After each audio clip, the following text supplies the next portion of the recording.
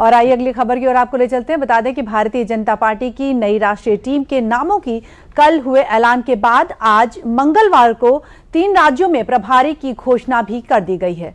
भाजपा के राष्ट्रीय अध्यक्ष नितिन नबीन ने उत्तर प्रदेश, पंजाब और गुजरात के लिए नए राज्य प्रभारी और सह प्रभारी नियुक्त कर दिए हैं।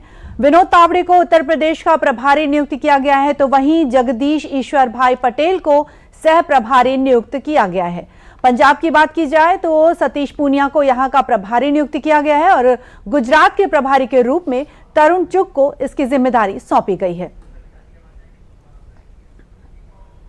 बिल्कुल, तो भारतीय जनता पार्टी ने कहा जा सकता है अपनी नई टीम बना ली है, यानी कि आने वाले 2027 के कई राज्यों में चुनाव, उत्तर प्रदेश में तो है, लेकिन उत्तर प्रदेश के अलावा कई राज्यों में चुनाव है। हमारे साथ हमारे संवाददाता विकास जुड़े हुए। निधि, आप पूछ सकते हैं। विकास, स्वागत है आपका। विकास, बताएं कि बीजेपी ने 3 राज्यों में प्रभारी और सह प्रभारी की घोषणा की है। कहा जा सकता है कि 2027 के चुनाव को देखते हुए इसे कितना अहम माना जाए? देखिए, बेहद ही अहम है और अब हम ये कह सकते हैं कि प्रदेश में भी नई टीम तैयार हो गई है और राष्ट्रीय स्तर पर भी टीम उनकी नई तैयार हो गई है। पिछले अगर 2 सालों की बात करें तो यह पद अभी तक खाली चल रहा था प्रदेश प्रभारी का, हालांकि विनोद तावड़े जी ही इसका काम देख रहे थे।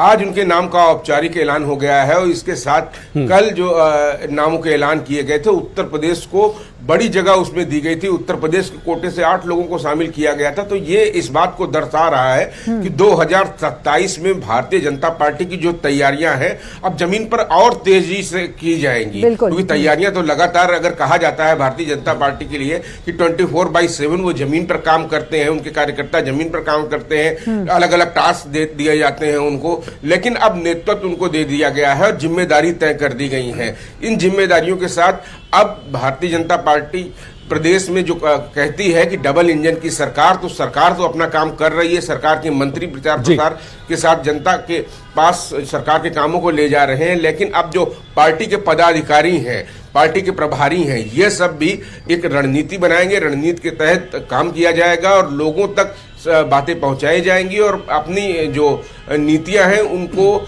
लोगों तक ले जाने के लिए, अपनी सफलताएं जो सरकार की थी, वो उपलब्धियां हैं, वो जनता को बताने के लिए और तेजी से काम किया जाएगा। भारतीय जनता पार्टी जी हाँ, क्या विनोद तावड़े को अगर प्रभारी बनाए तो क्या राज्य स्तर पर भी संगठन में कुछ बड़े बदलाव देखने को मिल सकते हैं? क्योंकि 2027 चुनाव में मार्च अप्रैल के आसपास चुनाव हो जाएंगे, राज्य स्तर पर भी हाल ही में प्रदेश स्तर पर पूरी कमेटी बदल गई थी। यहाँ पर प्रदेश अध्यक्ष पंकज चौधरी के बनाए जाने के बाद प्रदेश में भी नई कार्यकारिणी का गठन हुआ था अभी कुछ ही दिन पूर्व। अब राष्ट्रीय स्तर पर भी कार्यकारिणी का गठन हो गया है, उपाध्यक्ष बनाए गए हैं, महामंत्री बनाए गए हैं, सबको अलग अलग जिम्मेदारी दी गई है। अल्पसंख्यक कोटे हो, हर मोर्चे पे नए चेहरे दिए गए हैं, कुछ बदलाव किए गए हैं, कुछ पुराने चेहरों को जगह दी गई है। कुल मिलाकर हमको अगर हम देखते हैं इसको, तो भारतीय जनता पार्टी उत्तर प्रदेश को सबसे ज्यादा महत्वपूर्ण मानती है। आबादी के लिहाजे से उत्तर प्रदेश महत्वपूर्ण है भी, और माना ही ये जाता है कि दिल्ली का रास्ता उत्तर प्रदेश के रास्ते से जाता है, लेकिन उत्तर प्रदेश सबसे बड़ी आबादी वाला राज्य है, सबसे ज्यादा यहाँ सीटें हैं, तो उसके लिहाजे से यहाँ पर तैयारियां भी जोरदार है। एक बार फिर से हैट्रिक लगाने के लिए भारतीय जनता पार्टी 2027 में उतरेगी चुनावी मैदान में, लेकिन उसकी तैयारियां अभी से हैं। हम देखते हैं कि मुख्यमंत्री योगी आदित्यनाथ लगभग 1 राउंड पूरे प्रदेश का लगा चुके हैं और इसके बाद अभी उनका दौरा लगातार जारी रहता है। प्रतिदिन अगर औसत करें तो वो 2 विधानसभा से 3 विधानसभा जाते ही जाते हैं। यह औसत उनका रिकॉर्ड है मुख्यमंत्री योगी आदित्यनाथ का। इसके साथ तमाम मंत्री मंडल के सदस्य हैं वो भी जाते हैं। क्या आपको लगता है जनजी पर बड़ा फोकस होने वाला है? विनोद तावड़े प्रभारी बने हैं, कार्यकारिणी राज्य स्तर की कार्यकारिणी में बड़ी बदलाव हुए हैं, जनजी पर बड़ा फोकस होने वाला, क्योंकि मुख्यमंत्री योगी आदित्यनाथ ने देखिए युवा आयोग गठन की बात की, युवाओं के लिए पॉलिसी की बात की, जनजी पर बड़ा फोकस।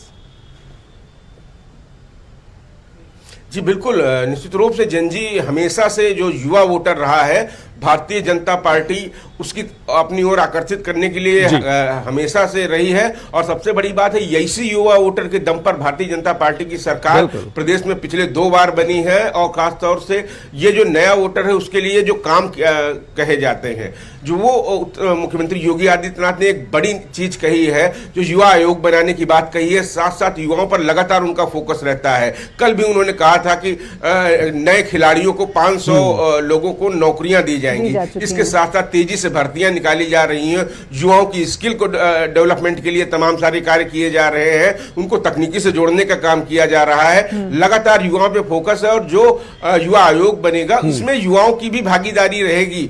लगभग इसमें जो 16 साल से लेकर 35 साल तक के सभी युवाओं से की मंशा पूछी जाएगी, किस तरह उनके लिए नीतियां तैयार की जाए, उनको आगे बढ़ाया जाए, चाहे वो शिक्षा का क्षेत्र हो, चाहे वो चिकित्सा का क्षेत्र हो, चाहे वो विज्ञान का क्षेत्र हो, चाहे वो खेल का क्षेत्र हो, चाहे मैनेजमेंट हो। इन सभी चीजों पर विशेषज्ञों की राय लेकर एक नीति बनाई जाएगी उत्तर प्रदेश में, जिससे युवाओं को और सशक्त किया जा सके। और खासतौर से हम देखते हैं, हमेशा से रहा है कि युवाओं की पसंद नरेंद्र मोदी आइकॉन रहे हैं और उत्तर प्रदेश में मुख्यमंत्री योगी आदित्यनाथ एक बड़ी पसंद रहे हैं युवाओं की, और यही वो वोट बैंक था जिसके दम पर भारतीय जनता पार्टी को लगातार सफलता मिलती आई है। बिल्कुल आपने सही कहा, विकास यही एक बड़ा वोट बैंक है। जब आपने वोट बैंक की बात की, अगर उत्तर प्रदेश के आंकड़ों की बात की तो लगभग 7 से 7.5 करोड़ जेनजी है जो 1997 से 2014 के बीच में पैदा हुआ है। तो एक बड़ी अब संख्या है वोटर की। बहुत बहुत शुक्रिया विकास, इस सभी जानकारी के लिए बहुत बहुत शुक्रिया।